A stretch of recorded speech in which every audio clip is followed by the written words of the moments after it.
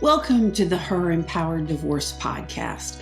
I'm your host, Beverly Price, and I am the empowering divorce coach who guides you on your journey before, during, and after divorce so you can eliminate pain, overwhelm, sadness, and anger, and create more knowledge, skill, and peace than I experienced myself. With my 30 years of divorce and empowerment coaching experience, I understand exactly what you're going through. Divorce is a difficult and emotional journey, but it can also be a time of growth and transformation. Through this podcast, you'll gain valuable insights on all aspects of divorce, from the logistical and financial to the emotional and legal. My goal is to empower you to confidently move forward in your divorce, manage your emotions, think clearly, avoid common mistakes, and ultimately create a happy and fulfilling life. With expert guests, practical advice, actionable tips, and inspiring conversations, we'll explore how to master your divorce and emerge stronger on the other side. You don't have to face this journey alone.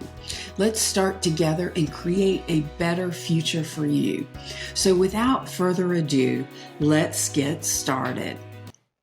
Hi, beautiful. I'm so glad you're here today. Today is something special. As a survivor, my passion is domestic violence, and October is Domestic Violence Awareness Month. It's critical that we all become aware and encourage others to. In fact, I formed a divorce coalition of divorce professionals to help me increase awareness and carry the message of domestic violence awareness and recovery. So today I have two exciting guests, Joni and Larry Jones. And it's so exciting because we're going to do a two-part series. They are both experts in domestic violence from different points of view. The first part we're going to talk about is emotional readiness for domestic violence victims for court.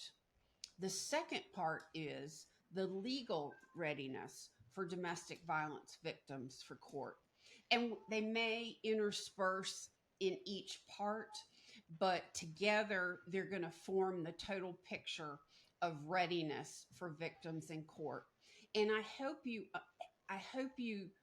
this helps you understand that what the victim goes through and what is involved on their side so that you can have empathy to their process.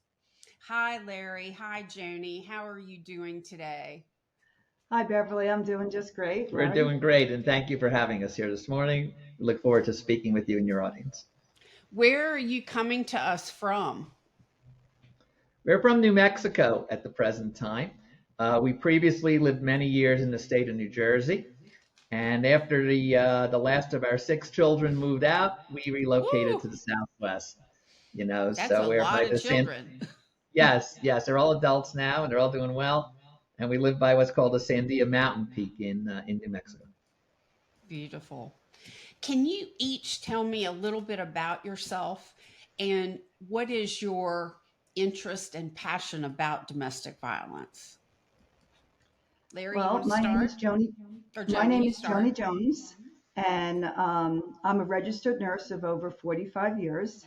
And I worked on a mental health unit for almost 10 years. And I happen to be a survivor of domestic violence. And I didn't get myself in the situation just one or two times. It's more like three.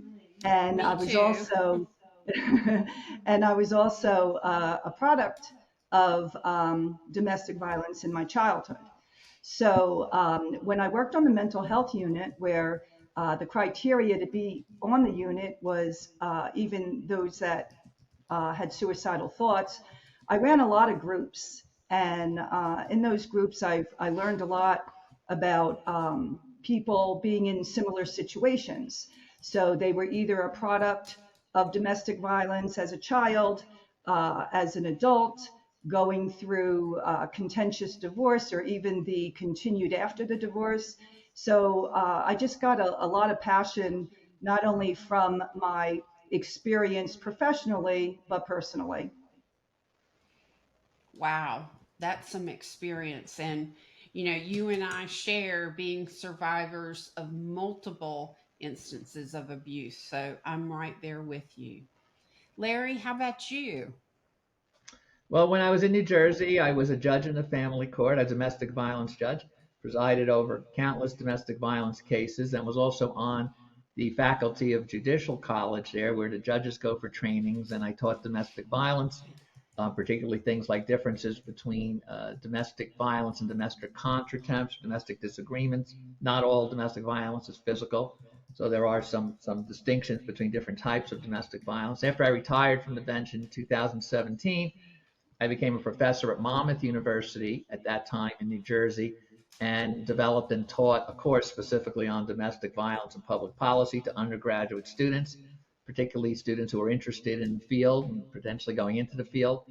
And out here in New Mexico, since we moved out here, we've become involved with the New Mexico Coalition Against Domestic Violence, and just recently did a training for them as well. So we've been involved with domestic violence professionally for a long, long time. And that's why a podcast such as yours is really a great forum to bring awareness, particularly in October, Domestic Violence Month, like you mentioned, but really 12 months out of the year. It's not just in October, but all the time there needs to be a constant heightened awareness of the social implications of domestic violence. Oh, it's so powerful. And some people have asked me why a divorce coach would be interested in domestic violence. And it's not only my personal survivor experience, but that 24% of all divorces cite domestic violence as a cause. So it's prevalent among all women, and one out of every three women is subject to some form of intimate partner violence and abuse. Yes, and a lot of that doesn't get reported. A lot of the statistics, when they take a look at how many cases, for example, where there was a restraining order involved during the divorce process or maybe leading up to the divorce process. But then you have all the unreported instances of domestic violence that clearly do exist and would drive those numbers up even further. Mm. So, Joni, I think you're going to talk to us about the emotional readiness. Can you tell me a little bit about, first of all, what's going on in the mind of a victim of domestic violence? Well, everybody has individual responses, but when you're going through some of these unique situations, there's just so many mixed emotions. You can just be confused. You can be in disbelief. You can have a lot of anxiety, and just being lost and not knowing what to do. And it becomes really stifling because um, so many people, it turns into a trauma, and a lot of people don't even realize that it's trauma in the beginning. And there can be so many triggers that there's emotional responses to. And that's why I'd like to talk about the emotional readiness to that. And sometimes it's important to know the fundamentals to learning, because we're not born with knowledge. We're born with the ability to learn, but if we have never been shown something, we're not going to know about it. And so many people, they just expect, that they're supposed to know something when something is happening to them, and they start blaming themselves, and they'll start being critical of themselves. So it's turned internally. Wow. So, domestic violence is a very emotional, stressful time.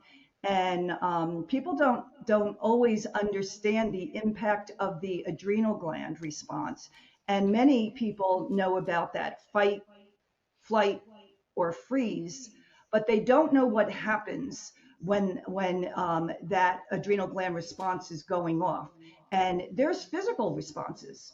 So this hormone surges can set off that adrenal hormone, and the heart rate goes up, the breathing goes up, the blood pressure goes up. People can start to see visually their pupils are enlarging. They can get dizzy, sweating, heart starts to palpitate, and they can actually go into a panic attack. So this is when you get into those tremors, the chest pain, blurred vision, and anyone who has gone into a panic attack, many people feel like they're actually going to die. And also, people with pseudo seizures. Now, people have heard of seizures, and when you have the epileptic seizures, that's an increased electrical activity in the brain, and there's a physical response to that. But pseudo seizures do not come from the brain. They come from an emotional state, and it's caused by trauma, anxiety, and history of abuse. So these signs and symptoms mimic the seizure, but it's referred to as a conversion disorder, and it's treated not with medications like an epileptic seizure, but managing the underlying anxiety. Now, when you talk about anxiety, that's more gradual, but that panic situation is sudden. But the thing that I like to share with the audience is the effects on the brain, because we have a right side and we have a left side of the brain. So in the right side of the brain, it's more of the emotional side. And it is very impulsive, it is very reactionary, and people respond to what they believe are happening. So it's like the what ifs, the what ifs, the what ifs. And those what ifs may never occur, but the response on the body does. It's like a dream. You might think that a dream really happened when it didn't.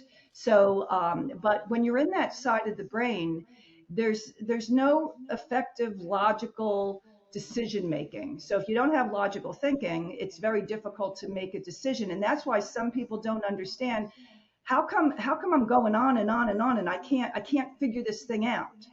Well, this is where we have to get into the left side of the brain, where logical thinking takes place. It is not impulsive. You are able to look at the facts, and you are able to now make decisions that are effective. And many people think that when they have these emotional responses, and whether they're taking medication or whether they're doing essential oils, meditation, things of that nature, that will help in the prerequisites of learning, such as being able to sit, attend, and focus, but it doesn't skill build. So skill building, like I said, if you've never been shown something, you're not going to know about it. So when you are the main thing that I like to share with people is that being aware or being mindful that you're having this change or this surge in your body, because once you are mindful to that, you can push that pause button. You can take that break. And there's something that's called like a 333 rule. And, that's when you're identifying three objects in your environment. And then you're also identifying three sounds in your environment, and movements of body parts. And what that does is it takes it down a notch and gets you into that state where you can cross over into that side of the brain by bringing those emotional responses down. And there's another thing that I like to tell people is, if you can have like a little catchphrase, because you can do this anywhere and nobody knows that it's happening. And I like the word loving.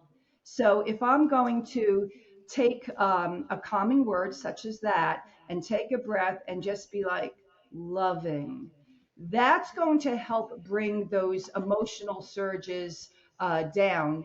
And so that now you can take the time to change your self talk, because that fear response, when you're going into this anxiety or this panic, when you talk about fear, what's fear? Well, fear is defined as insecurity. So what would be the management of insecurity would be security. Well, what's security? Well, the thing about security is it's something that you need to have on you at all times. And what do you have on you at all times?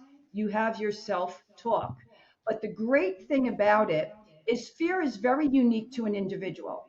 So like I could be scared of a bug and I could panic over it, and people might not realize it because they'll say, "Hey, you're a million times, bigger than that bug. Why are you, afraid of it?" Fear is very individualized. So when you define your security, it only has to make sense to you. And Beverly, I could share a link with you because I did a simple fear video that you can share with your audience. It's just a couple minutes long, but it's very powerful in helping people understand how they can get control of that fear.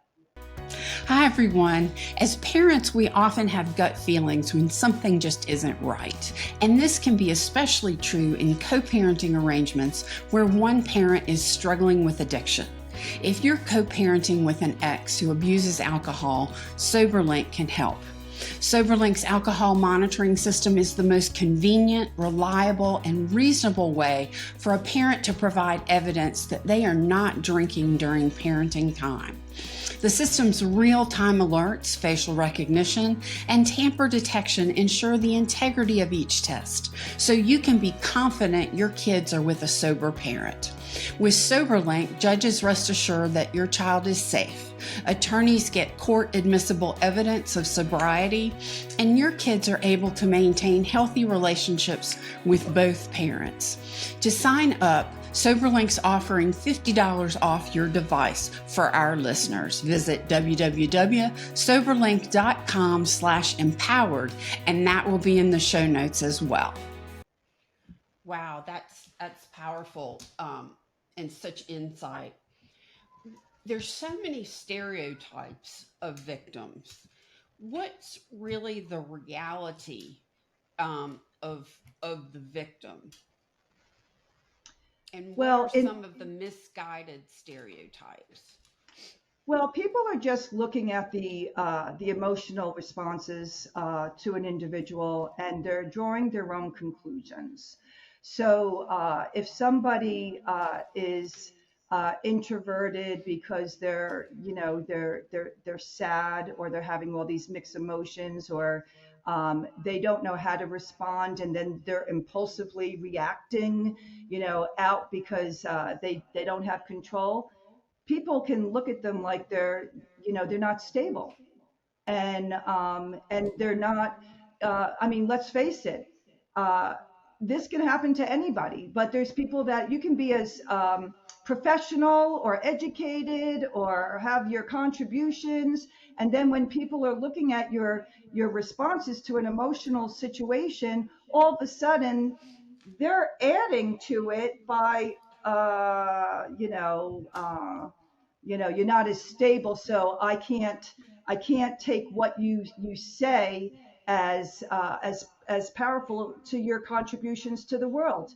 And then that just adds even more, and that's when we get into a lot of isolation, confusion, and when people, and this is an important thing, some people might start to feel guilty when they blame themselves, and they feel like they did something wrong, because that's what guilt is.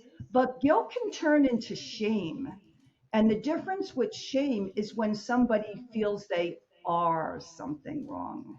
So when somebody starts to believe that they are something wrong, and they feel like they don't fit in, this is where I saw a lot on my unit, where people, they might start out, if they have some other underlying things, cutting themselves to get some relief. So there's some self-injurious behaviors to themselves, but that can convert over into suicidal ideation. And depending even what age you are, you may be prone to bullying.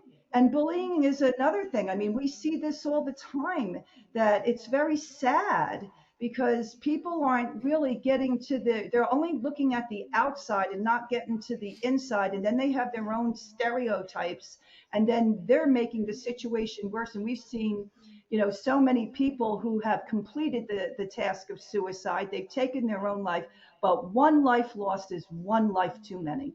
Exactly. And in addition to what Joni is indicating, historically, one of the worst myths, that was very detrimental to survivors of domestic violence is when they came, for example, to court and they'd been in a long-term abusive relationship. And then the other side, or even the court sometimes says, well, why didn't you just leave? If you were really being victimized by domestic violence, you would have left. And it's really, people who ask that question, you kind of understand sometimes why that question is asked, but it also demonstrates, a real misunderstanding of domestic violence. People are not always in a position to just leave. There could be children involved. There could be financial dependency. There could be, like Joni says, emotional shame, even though the survivor did nothing wrong. They're embarrassed. They don't want the word to get out. They don't want to go down. They're afraid to talk to the police. And so there could be very legitimate reasons why somebody stays in an abusive relationship, even when they know it's not healthy for them. And then sometimes the fact that they stayed and hoped things would get better, sometimes the other side tries to use that against them in court with the myth that, well, if I was such a bad person, they would have just walked out the door. It's really not that simple, especially if you have all of these interdependencies, financial, emotional, domestic, parental, or otherwise. And Beverly, just to add to that, there's something that's called a trauma bond, and that's when the abused person develops an unhealthy attachment to their abuser. And, with that said, some people really feel that having a relationship is better than no relationship at all. And what I had seen a lot on the unit is that people misunderstand the compatibility to their sexual responses to love. So the sexual responses, the intimacy, it feels really good. And then that becomes their definition of love. So I worked with a lot of people with that to differentiate the two. But the other thing that I talk about is I refer to it as a yo-yo effect. And, in a relationship, you have your good times and you have your bad times. Right. And we have coping mechanisms. And coping mechanisms, one of the two main ones is minimizing and denying. So, and then, when you have that, it's very hard. People start to rationalize. So, like Larry was saying that, there's a security effect that it's better than having nothing. But, a lot of people hold on to those good times, and that's what they're focusing on. And they're thinking that they're going to get those good times back. And like I'd mentioned previously, briefly, a lot of people start blaming themselves, especially when you have the abuser telling them, nobody's going to want you. This is your fault. You did this. So, that embarrassment or that shame and that lack of confidence affects their ability to develop a plan, stick to that plan, and carry out that plan. Absolutely. And I would think that all of the swirling emotions, like you talked about, also leads to their brain kind of been clogged so that they can't think clearly. That can certainly happen. That happens a lot with the, what many people call the gaslighting effect. That's very prominent in domestic violence. We could talk about that a little later if you'd like. But yeah, I mean, when somebody, very often in a domestic situation, the survivor, has a strong bond with the person who who is abusing them, because when they first got together with them, they had strong feelings for them. That's why they got together in the first place. And they want so badly to believe that the picture of the person when they first started the relationship is still the same person. And so when Joni talks about, the yo-yo effect, very often in the domestic violence field, they talk about the cycle of domestic violence, right? Right. And that, you could have an abusive situation, and then the abuser says, I'm sorry, I'll behave, I'll be good. They come home with a dozen roses, and you're telling the survivor what the survivor sometimes wants or needs to hear, so that they don't have to face the reality that situation may not get better, and in fact may progressively get worse.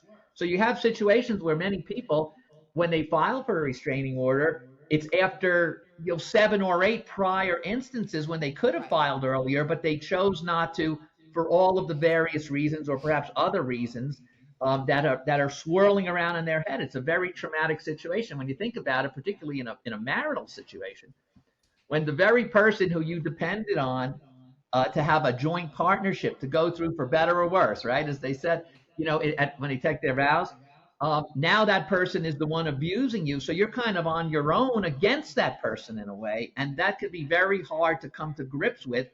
You know what it's like? And obviously, domestic violence is much worse than the situation I'm going to describe. But by analogy, sometimes people are in a really bad job. They feel abused at work, harassed at work by their coworkers. They feel demeaned by their supervisor or their manager.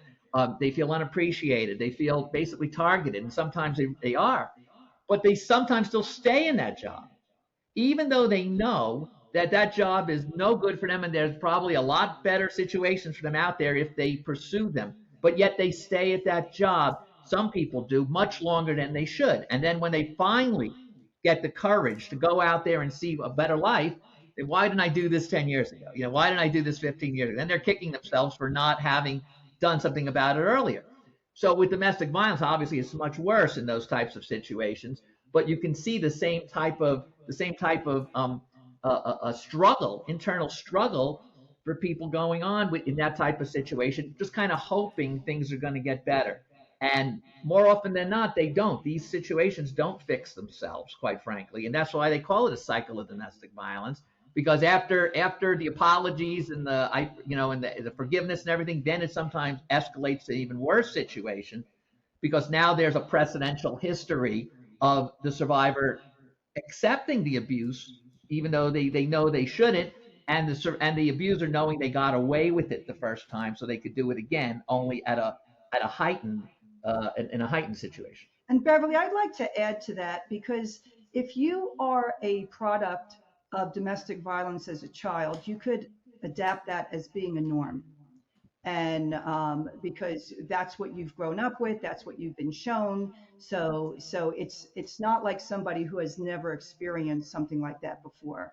Then we see people that if they're married and they have taken vows, they feel like if they break their vows, they have done something against religiously, by breaking those vows. So they try to do everything. The other thing that I'd like to just get into is that a lot of people feel like they're staying in a relationship for their children, because they have this, this image, sort of like the Brady Bunch that they want to get, and they think that, they're providing more of a stability for the children, especially if they feel that they're not being the victim. They're not being victimized by that situation, but they are. And that's what I'd like to get into, when there's children involved, because they see and they feel and they know more than what people think that they do. And this may result in decreased self-esteem depending on their age. Everybody has something different. If they're in school, we could see grades go down. They don't participate in sports. They start, letting go of those extracurricular activities. But there's also something that's called somatic responses. And with somatic responses, again, it's from an underlying anxiety, because when they're seeing this, their security is being impacted. And, they can get stomach aches, they can get headaches, they can get all these things. And you're running them to doctors thinking that there's something physically wrong with them, but it's actually an emotional response. So somatic responses are real. They present themselves with real symptoms, like I just mentioned, but it's due to underlying anxiety. But when we get into older children, we might start to see introduction of drugs, alcohol, looking for an escape. There's decreased coping. We can see depression. And if people, don't think that 10-year-olds have completed the task of suicide. They have. And it's very, very sad because Yes. again, you you have the people who are lost. They have no way out. They're getting bullied because, oh, look at that person, even if they start crying. And then when they grow into adults, they could actually become perpetrators themselves because this is Hmm. behavior that they have learned. Yes. And so but you can have the opposite effect. You can have somebody who um, is very compassionate and would do the exact opposite of that response, but you don't know, how somebody is going to respond. But I always say, look at any change in behavior because some might start responding very aggressively and others withdraw. So, and this is what becomes important, is some might engage in risky behaviors. So when they start to see this change in their environment and their security, they might seek acceptance through unhealthy relationships. Yes. And we're seeing a lot of gangs form, and and acceptance in some individuals is better than no acceptance. Just like we see when somebody doesn't want to leave a relationship because they'd rather have a relationship than no relationship. And Right. that's when we talk to seeing somebody maybe going into the even smoking, and all those other things. So it's important to when you think that you're staying for the child, what the impact of staying with that child can do in the long run and affect their livelihoods. Many people feel divorce is a death sentence, but with the right support and guidance, you can move through the process with knowledge, skills, and confidence. It can also be a time of growth and progress. As a divorce and empowerment coach, I'm an invaluable member of your divorce team. I help you understand and navigate the process, come to terms with your emotions, avoid costly mistakes, learn skills to help you communicate and negotiate, find your true voice, and create an empowered life post-divorce.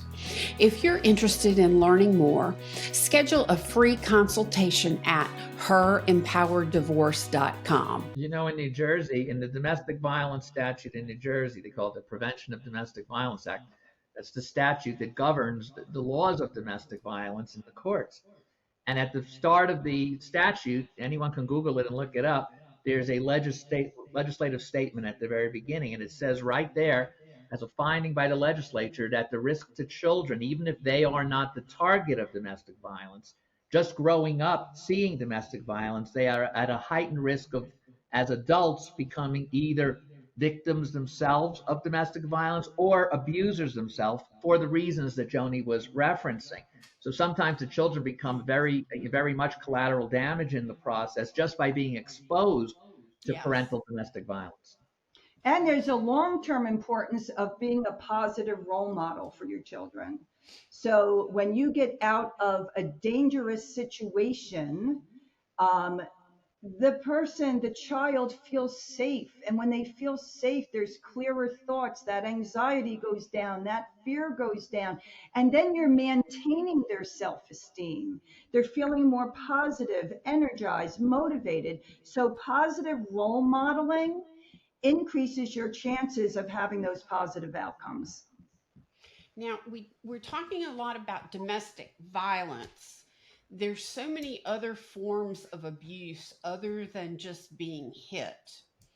How do those forms of abuse figure into emotional readiness? Well, first of all, right, domestic violence is not only physical. The most obvious forms, perhaps, and most traditional when people think of domestic violence, for example, an assault. If somebody hits another person and they have a Hmm. domestic or dating relationship. But I can tell you that statistically, for example, when I sat on the bench in New Jersey, the top form of domestic violence was not assault. It was not physical. It was harassment. And harassment, it was without a question, it was harassment, certainly in my experience. And, sometimes, harassment really depends on the factual circumstances. You can be abusive towards someone without ever laying a hand on them. There are multiple ways, stalking, terroristic threats, verbally threatening to do something to someone without actually touching them, cyber harassment, calling people names, trying to get them in trouble at work. If someone, let's say you had a dating relationship, and let's say, the woman tells the guy, I don't, it's not working out, I don't want to see you anymore. And he doesn't accept that. So he starts making harassing calls at work, driving past the workplace, saying negative things about her to the boss, let's say, sending, trying to get her in trouble at work, posting, really embarrassing things online. So those aren't physical, but they're just as hurtful, and they could certainly cause, in many instances, far more trauma than a physical assault, even though a physical assault, of course, should never be condoned. So you would see that very often, and also you would see sometimes a mix. You'd see a combination of both physical and emotional abuse when there's a pattern of domestic violence.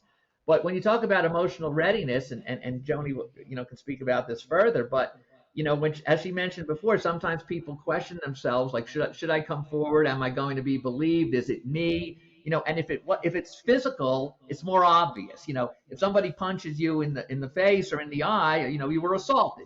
There's no debate about it. But the other types of forms are more difficult to prove sometimes, unless it's in writing, like in a text or email, or online social media harassment, that type of thing. But if it's just one person's word against another, while you can win those cases, it sometimes takes more to prove it, basically, than it might be in another circumstance. And you might have to concentrate more on what the history has been, and not just one isolated instance of somebody called you an offensive name or something like that. And the emotional readiness comes in when it's first and foremost is recognizing that this is abuse. And even if it's not physical, if it's emotional abuse, it can rise to the level of domestic violence and fit within what the whole purpose of the Restraining Order and Domestic Violence Act is to protect the person from a health standpoint from domestic violence, whether it's physical or emotional. But you have to accept that, and some people don't. They say, well, it's not, I'm exaggerating it. Maybe I'm being too hard on the other side, and like kind of making apologies or excuses for chronically abusive behavior by an abusive partner. And Beverly, what I'd like to add to, when there's physical abuse, there's sort of like a start and an end to that isolated event. Right. And I had been in a situation where I was even choked to the point where I had to pretend that I lost consciousness to get out of that situation. Mhm. And what happened was, the event is over. And then comes that, apology and that minimal, that coping mechanism of minimizing, oh, okay, and that event goes away. Okay. But when it's emotional, that doesn't so much go away. So if somebody tells you over and over again how stupid you are, Mhm. or nobody would ever want you, I love you, I want you. And there's a lot of mixed messages and confusion and everything else like that. But that doesn't go away. That just gets built upon and built upon and built upon, and it affects your confidence, your self-esteem, your socialization. And then you're really hiding things. So like, let's say, for instance, you've got the abuser who is, most likely to succeed and has so many friends and they're such a great person.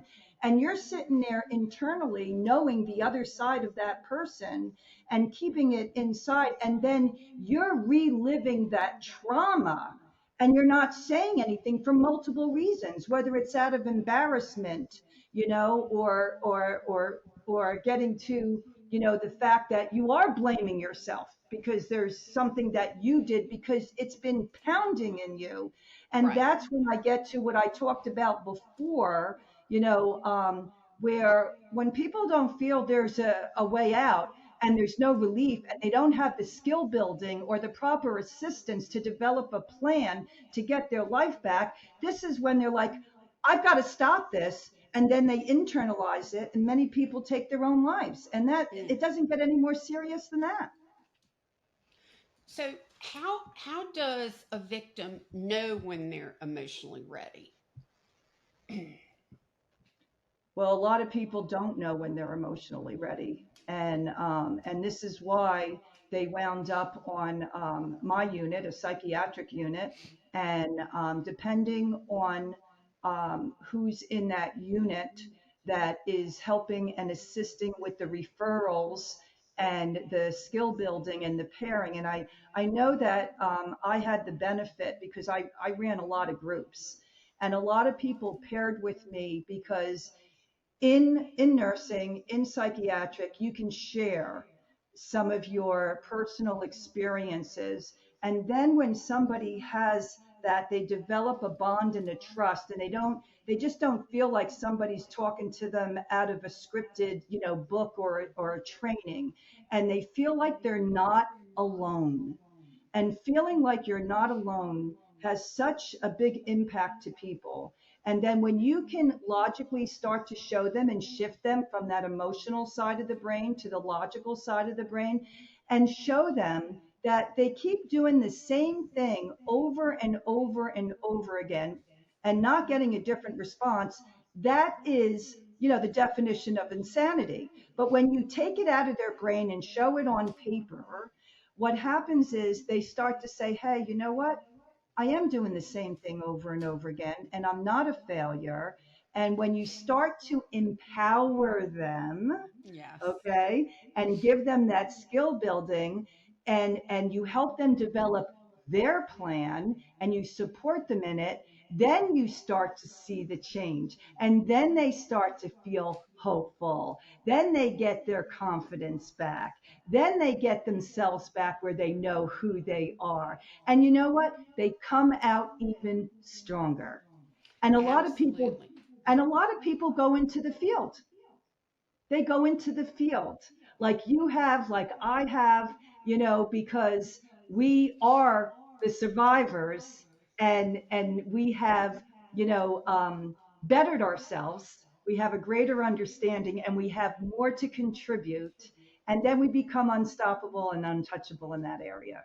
But also knowledge is really important. So if someone is involved in chronic self-denial and isolation and doesn't try to obtain more self-education in the area, then they're depriving themselves of the opportunity for more self-awareness.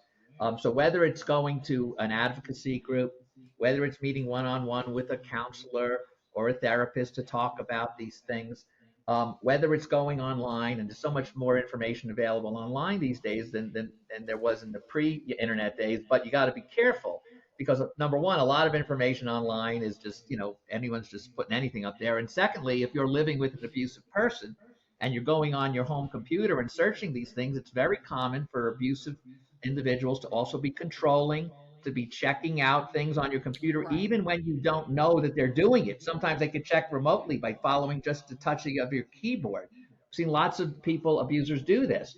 So if you're going to be searching anything online concerning domestic violence, it's probably advisable not to do it on your home computer or even remotely from your network that goes into your home, but somewhere else, like at Yes. a public library perhaps, or wherever it may be. But you don't want to leave any digital footprints of that, because if it's searched, you could be putting yourself in more danger than Exactly. when you originally started. But getting information and becoming self-educated, really in any field that you're interested in, but particularly if you think you might be in a situation of domestic violence and abuse, to know what is domestic violence, what can be, and also not only being emotionally ready, but ultimately, as we'll talk about later, perhaps more legally ready for some type of proceeding if you're going to participate in that in the future. And sometimes Absolutely. there's some unexpected removals of situations that become very helpful. So, for instance, I had one situation where police responded and they told me I had 3 children, young children at the time, and I was told to, remove myself and don't come back. And so that was my first step of taking the advice and learning, to skill build in what I can do, and being removed from that situation allowed me to take that breather and see things more clearly. Now, when I had gotten into a situation for the third time, I had such an emotional breakdown, and the police responded to that, and they actually were the ones that would file the complaint, because I was like, I can't believe I got myself in this situation Yes. again. And but the thing of it is, when he was removed from that situation at that time, it gave me time to think, how did I get myself in this situation again? And how did I do that? But the reason why is there was something that was still inside of me that I didn't lose. I didn't lose trust in people. I believed what I was being told. I was believing that that was the status quo, that was reachable, and you know what? That has never been lost in me, and I'm thankful for that. But when I could go now to the logical, hey, I got in this situation because I believed somebody who wasn't telling the truth. Instead of, I got myself in this situation because I'm stupid. I Right. didn't recognize these things. Here I did it again. So it was very powerful, that self empowerment within myself to change my self talk. Was the only thing I'm guilty is I believed somebody that didn't tell me the truth. Joni and Larry, thank you so much for being my guests today. Your contribution to this series on domestic violence can help so many women. And I know that so many women and men are going to want to know more. So, how can they find you and how can they get more information from you?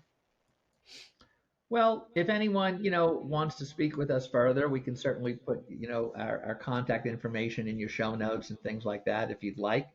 And I would just say in a general sense, that if you have any issues concerning domestic violence in the situation that you're in, it is important, I would suggest, to consider, number one, speaking with a domestic violence advocate. Almost every state, I believe every state has domestic violence advocacy programs out there. There's a lot of receiving federal funds. Just to get, to hear a little bit of information from someone who has been knowledgeable in the field, experienced in the field. Sometimes, people are really good at sizing up other people's situations, but not their own. Lots of people can pick out if their friend is in a domestic abusive situation, or a neighbor or a relative or a family member. They're able to pick it out in 2 seconds. But when it comes to themselves, it's a little more challenging sometimes. So self-awareness becomes important. Obviously speaking, if it's an emergent situation and you're immediately under the risk of violence, you can obviously go to the police about that or go down to the court and file for a domestic violence complaint. And then also, if you're not in that situation, but you think it could lead to that, getting as much information about resources that are available for survivors of domestic violence, because filing a complaint is just the start of the process. It's not the end of the process. If you get a restraining order, what's your life going to be after that restraining order? So planning ahead and Right. getting as much information as possible becomes very important on the path to self-empowerment. And Beverly, we do have a website. It's www.pointcdivorce.com, and it has a powerful video on there if there's children involved, and there's also different segments to skill building on there. And it's absolutely free of charge. There's no charge to anybody. Right. Now that website doesn't really deal with domestic violence. However, it deals with sort of marital breakups or divorces, things of that nature, but it might be relevant to some of your listeners as well. Absolutely. Well, all of Larry and Joni's information will be available in the show notes. This and all our episodes can be found at herempowered.com, on the podcast page, or on Apple, Spotify, or wherever you listen to podcasts. You can also watch the video version on our YouTube channel, Her Empowered Divorce. Please share our story with your friends so we can reach out and help as many women as possible. And do not condone domestic violence by your silence. Join me for my next episode where we'll talk in October more about domestic violence. I have a free ebook that's called Why a Divorce Coach, and the link is also in the show notes. Remember, October is Domestic Violence Awareness Month, and you can find more information and more domestic violence related podcasts at divorcecoalition.com. Until next time, stay safe and stay empowered. Thank you for listening to the Her Empowered Divorce podcast.